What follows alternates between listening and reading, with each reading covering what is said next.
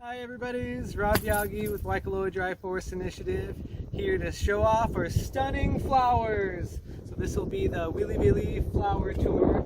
It's an amazing time of year out here in the preserve, and we'd like to show you what it's all about. So wiliwili, of course, is one of the main trees that we're trying to protect here in the Waikoloa Dry Forest Preserve. There's about 75 or so here in the fenced enclosure, and another 75 or so in the greater Waikoloa area.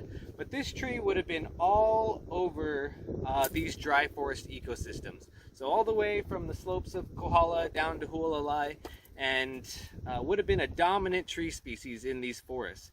Now what we have is a degraded landscape. Most people are familiar with the grass and kiawe trees out here, but this place would have been a very dense story with this tree species, wiliwili. And their flowering occurs at an unusual time in the year. They become leafless, as most people know. Wiliwili is a deciduous tree, a drought deciduous tree, so it drops its leaves for part of the year, and that happens in the summer. They're going into conservation mode, trying to go save all of their resources and have water stored in their trunk that they're living off of. So they drop their leaves so that water's not transpirating back into the sky. And then in the midst of being completely leafless, they make this beautiful flower show.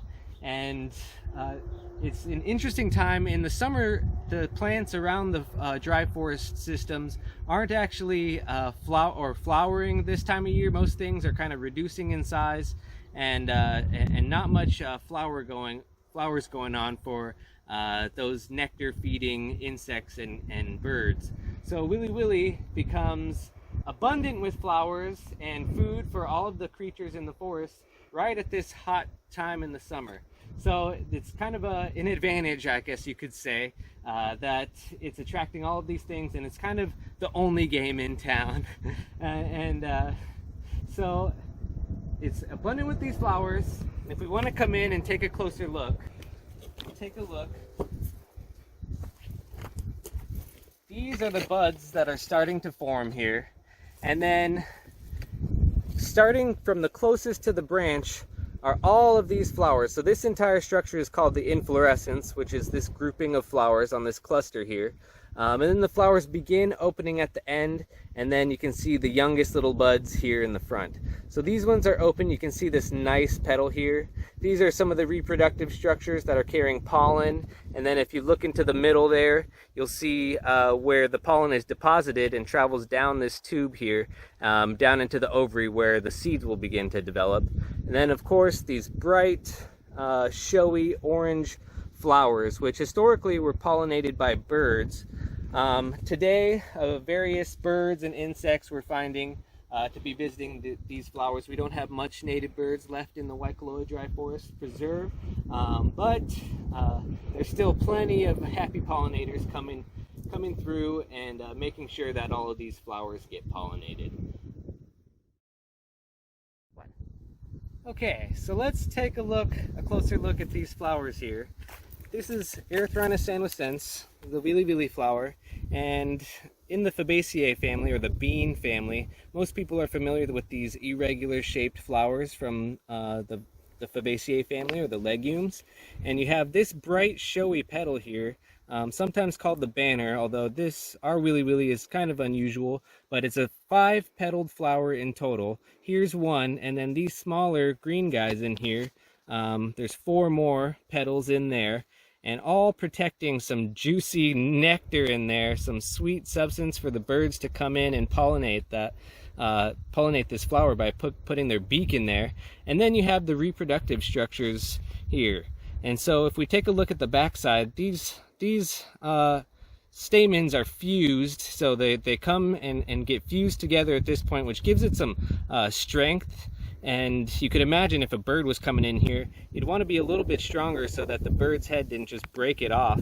But these are the male parts, stamens coming up to this filament part here. And then these little brown structures, if you can see them there on the end, those are carrying the pollen.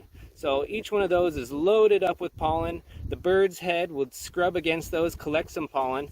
And then if we come back onto this side, if you can see this hooked shape one here, this is something separate. This is the female part of the flower. And so the pollen is deposited right there on that little brown orb there, the stigma, and it follows down the style, and then the pollen would eventually be deposited down into the ovary here, which this goes on to elongate to become the bean pod that we're all familiar with. So it has somewhat of an edamame shape with several seeds inside, and so the pollen would travel down and then this begins to swell. And if we take a look at some of these older flowers that have been on here for a little bit longer, we start to see the petals have fallen away and these have been successfully pollinated. So you start to see those seeds inside starting to swell. This whole structure is starting to elongate, and you can still see the female part of the flower there still sticking up, and that'll eventually dry up and fall away as well.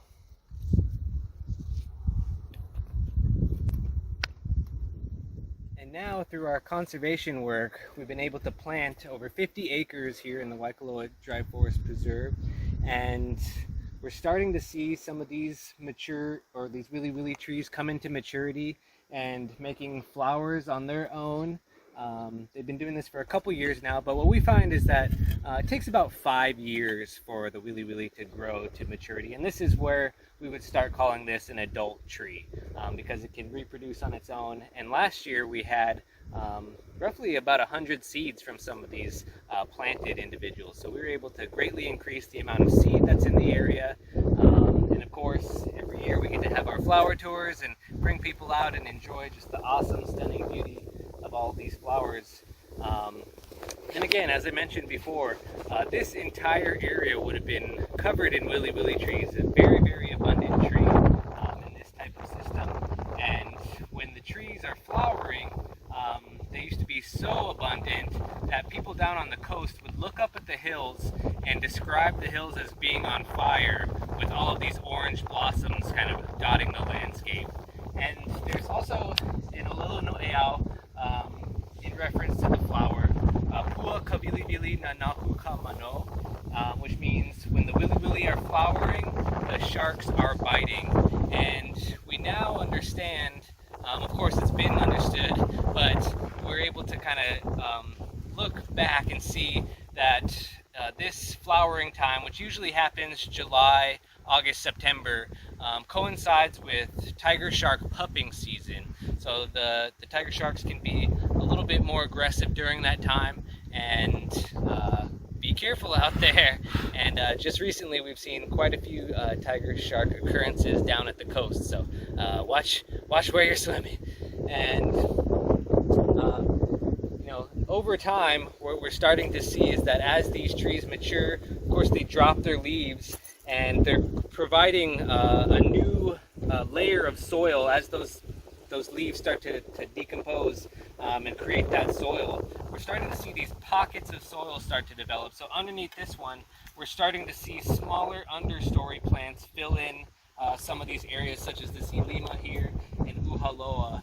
And in many cases, it was nothing but bare rock, but now we're able to get a little bit more soil back in here, starting to fill in some of these newly created spaces with those understory plants. And over time, you can imagine that these little islands of soil will be growing and growing through the years, and then ultimately connecting with each other. And hopefully, we can bring in a much more varied forest type in here, a lot more soil, and the landscape will be completely changed from all of these trees. And through the flowering process, over the course, this tree here started flowering about 6 to 8 weeks ago, and we're starting to see those flowers have become pollinated. Some seed pods are starting to develop, and actually over the course of those 8 weeks, the first seed pods are starting to develop. So as they start to open up, they'll actually twist open in many cases as they dry out and dehisce, and revealing these bright orange beans inside, or red. And each one of these is going to go on to kind of fall down to the forest floor and start to make new seedlings. So usually now that we have the protected space of our fence, keeping all of the grazing animals out, these trees have no problem. We often see you know, anywhere between 1 to a dozen small seedlings underneath these mature trees.